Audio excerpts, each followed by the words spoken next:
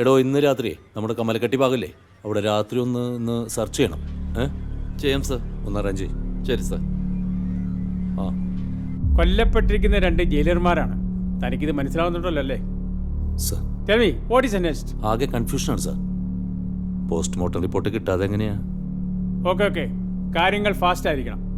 Sir ഇനി വല്ല സൈക്കോപാത്തോ മറ്റോ ആണോടോ? ഒരു എവിഡൻസും കിട്ടാതെ എങ്ങനെയാ സർ? ആ DGP ആണ്. ഇനി അങ്ങയുടെ വായിലിരിക്കുന്നത് കേൾക്കാം. Good morning sir. ആ യാ ഷുവർ, ഞാൻ പറഞ്ഞിട്ടുണ്ട് സാർ. ഓ യെസ് സ്പീഡപ്പ് ഉണ്ട് സാർ. ഞങ്ങൾ നേരിട്ട് വരാം സാർ.